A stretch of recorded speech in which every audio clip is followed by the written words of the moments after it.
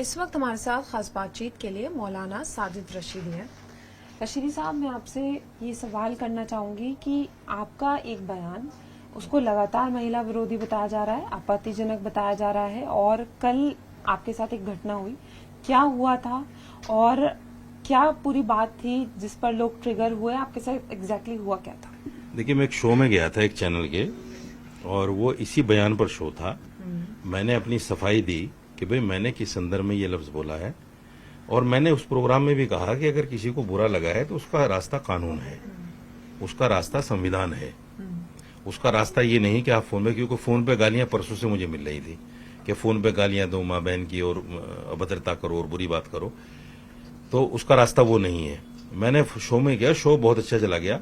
Show के बाद में उठ के जब मैं जाने लगा तो 2-3 लोग सामने से आए उठकर, वो पहले से बैठे हुए थे ऑडियंस में, और उठकर आने के बाद उन्होंने 30 सेकंड में सारा कुछ कर दिया। मैं समझ भी नहीं पाया कि ये क्या हो गया। ऑडियंस में से थे, आपने अपने एक वीडियो में कहा है कि वो कार्यकर्ता थे, कौन थे? हाँ, कार्यकर्ता का पता इसलिए चला कि बाद में उन्होंने वीडियो डाली अपनी, उनकी वीडियो भी वायरल हो रही है। उसने बोला कि मैं यहाँ समाजवादी पार्टी का फला नेता हूँ, उसने खुद बोला, उसकी वीडियो है। तो पता चला कि समाजवादी पार्टी के कार्यकर्ता हैं। दूसरे ये कि उन्होंने कह के मारते हुए कहा कि डिम्पल यादव जी के बारे में आपने ऐसी बात कही है, इसलिए आपको सजा दी जा रही है। इसके बाद आपने कुछ किया, कोई कंप्लेन की? आप बता रहे हैं कि आपको कॉल्स आ रहे हैं, धमकियां मिल रही हैं। कॉल्स आ रही हैं अभी भी देखिए, ये सऊदी से कॉल है, ये देखिए नंबर देखिए आप इसका, ये सऊदी से कॉल है और ये गालियां देने के लिए है, और बहुत सारी कॉल्स आ चुके हैं। और मैं बहुत सारे नंबर जो है ना दे चुका हूं डीसीपी साहब को। ये मैंने कल कंप्लेन कराई थी डीसीपी साहब के यहाँ, डीसीपी सेंट्रल के यहाँ। ये उनकी ये मोहर है डीसीपी जी की, और ये आईपी स्टेट थाने की मोहर है, थाने पर भी रिसीव हुआ है ये। उसके बाद में इसमें देखिए मैंने बहुत सारे नंबर लिखे हुए हैं जिन नंबरों से, और ये कल सुबह तक के नंबर हैं। उसके बाद में जितने नंबरों से कॉल आ चुकी है वो अभी तक मैंने लिखे भी नहीं है। ये देखिए सब नंबर है उसमें। तो ये सब मैंने जो है पुलिस को दे दिया है, पुलिस वॉच भी कर रही है। और के खिलाफ कई सारे पोस्टर्स जो हैं वो लगे हुए हैं। एक पोस्टर मैं आपको दिखाना चाहूंगी, मैं चाहूंगी मेरे कैमरा पर्सन दिखाएं भी। ऐसे कुछ पोस्टर्स लगे हैं, उन पे काली भी पोती जा रही है। इसको किस तरीके से देख रहे हैं? आपको नहीं लग रहा कि आपको माफी मांग लेनी चाहिए? विवाद इतना बढ़ता जा रहा है, और मर्यादा की, जिस मर्यादा की आप बात कर रहे थे, कहीं ना कहीं उस मर्यादा का उल्लंघन आपने भी किया है। मर्यादा का उल्लंघन सिर्फ मैंने किया क्योंकि मैं मुसलमान हूं। जिन लोगों ने इकरा हसन के बारे में शादी तक की बात कह दी, असदुद्दीन अवैसी जैसे आदमी को अपना साला बता दिया, वो मर्यादा नहीं है। या जिन्होंने सूफिया कुरैशी के लिए ये कह दिया कि आतंकवादी की बहन है, वो मर्यादा नहीं है। या जिन्होंने ये कह दिया लड़के हैं, गलतियां हो जाती हैं, वो मर्यादा नहीं है। सिर्फ मैं अमर्यादित बात कर रहा हूं क्योंकि मैं मुसलमान हूं। मुझसे जो सवाल किया जा रहा है वो सिर्फ इसलिए कि मैं मुसलमान हूं। अगर मेरी जगह कोई हिंदू होता, कई सारे हिंदुओं के नाम मैंने गिनवाए, किसी ने जाके किसी को चप्पल नहीं मारे, किसी ने जाके किसी को जो है गले में चप्पल डाल के उनका प्रोटेस्ट नहीं किया, किसी ने पार्लियामेंट में जाके उनके लिए हाय उल्ला नहीं किया, प्रोटेस्ट नहीं किया, इसलिए कि वो हिंदू थे कहने वाले। मैं चूंकि मुसलमान हूं कहने वाला, और मैंने उनसे ज्यादा खतरनाक वर्ड नहीं बोला। जितने खतरनाक वर्ड उन्होंने सूफिया कुरैशी के लिए, इकरा हसन के लिए बोले हैं और महिलाओं के लिए बोले गए हैं, इतना वर्ड नहीं बोला। दूसरे, आप उसी चैनल का, जिस चैनल पे ये घटना हुई थी वेडनेसडे के दिन, उसी चैनल को आप डिबेट सुनिए। पहले एक हिंदू पत्रकार ने, एक पार्टी के पत्रकार ने, जो डिबेट पे बैठते हैं, उसने मुझसे भी ज्यादा बहुत बड़ी बातें कही हैं उनके डिम्पल यादव के लिए, उसको दबा दिया गया। लेकिन रशीदी साहब, बात ये नहीं है ना कि कोई किसी के लिए कुछ कह रहा है, एक महिला के लिए ऐसी टिप्पणी करना क्या आपको लग रहा है कि उचित है? नहीं, मैं ये कह रहा हूं, मैंने सारे चैनलों पे कहा, अगर मेरा बयान उचित नहीं है, किसी को ठेस पहुंची है, किसी को तकलीफ पहुंची है, तो उसका रास्ता संविधान है ना, एक रास्ता है ना उसका रास्ता गाली देना, घर में घुस के मारना, जिस तरह से लोग कह रहे हैं, मैं आपको सुनवा देता हूं, वो सुन लीजिए, आप अपने व्यूवर्स को बताइए। ये अगर संवैधानिक रास्ता है तो देख लीजिए। तो मैं समझाने का प्रयास किया जा रहा है, लेकिन तुम उसको आगे बढ़ते हैं। जो कर रहे हो बदतमीजी मत करो, पिटे हो, कल और कुटोगे, क्या फायदा होता है? कितनों को हिला कर भैया करोगे तुम? अब तक आपने आपने जो एफआईआर है वो कितने लोगों पर दर्ज की? आपने लिस्ट तो दिखाई थी, लेकिन कितने लोगों पर आपने एफआईआर दर्ज की? हाँ, मैंने जो है कुछ नंबर लिख के दिए हैं डीसीपी साहब को। उन्होंने एक आदमी की ड्यूटी भी लगाई है कि इन सबको कॉल करो, बुलवाओ इनको, कौन है ये, वाच कर रहे हैं वो, देखेंगे क्या होता है।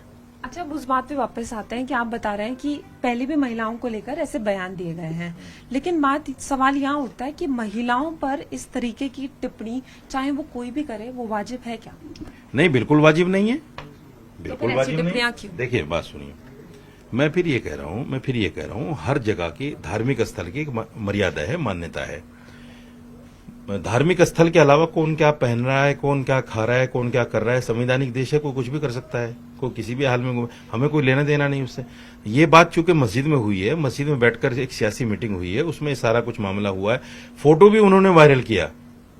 अगर वो फोटो वायरल ना करते तो इस पर इस्लामिक मान्यताओं को नहीं बताया जाता, उस पर ये बातें नहीं होती, वाद विवाद नहीं बढ़ता।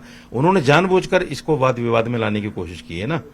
जब एक फोटो आपके सामने आएगा तो उस पर जो इस्लामिक मान्यताएं हैं वो तो बतानी पड़ेंगी, क्योंकि हम इस्लामिक विद्वान हैं। चलिए, मैं आपकी बात को मानती हूँ कि आपको ठेस पहुंची और वो चीज ठीक नहीं थी, लेकिन क्या अच्छे शब्दों का चयन नहीं किया जा सकता था? हमारे यहाँ गांव देहात में इस तरह के शब्द बोल दिए जाते हैं, और मैं फिर कहता हूं, चलिए अगर किसी को ठेस पहुंची है, मैं माफी मांग लेता हूं। क्या मेरी माफी मांगने से इकरा हसन के ऊपर जो टिप्पणी हुई वो साफ हो जाएगी? सोफिया कुरैशी पर जो टिप्पणी हुई वो साफ हो जाएगी? उनको भी तो माफी मंगवानी चाहिए, उनको भी तो जूते मारने चाहिए जाके। अगर इस चीज को रोकना है तो हम ये नहीं कह सकते ना कि उन्होंने ये कहा है तो ऐसे बयान जारी रहे। किसी एक को तो रुकना होगा ना। अगर हमें बदलाव चाहिए तो हमें खुद के अंदर ही बदलाव लाना होगा। अगर आप ही ऐसे बयान नहीं देंगे तो हो सकता है वो लोग ऐसे बयान देना बंद कर दें, फिर तो ये सिलसिला जारी रहेगा ना। रशीदी साहब, मैंने आपको 3 बयान गिनवाए। एक दिवंगत मुलायम सिंह जी का, उन्होंने कहा लड़के हैं, गलतियां हो जाती हैं, कितना भारी लफ्ज है। एक सोफिया कुरैशी के लिए जिसको आतंकवादी की बहन कह दिया गया, एक इकरा हसन के लिए, और इस तरह के न जाने मुसलमान बच्चियों के लिए कितने चीजें मैं आपको बता देता हूं। हिंदू धर्म गुरुओं की तरफ से, हिंदू नेताओं, एक पिंकी चौधरी है और पता नहीं कौन कौन है, वो किस तरह की बातें मुसलमानों के खिलाफ करते हैं, जहर उगलते हैं, पूरा मीडिया भरा पड़ा है। सवाल ये है कि इनको कौन अथॉरिटी देता है? इन पर पकड़ क्यों नहीं होती? इनसे क्यों माफी नहीं मंगवाई जाती? इनके खिलाफ कार्रवाई क्यों नहीं होती? क्योंकि वो हिंदू हैं। यहां खेल देश में हिंदू मुसलमान का चल रहा है।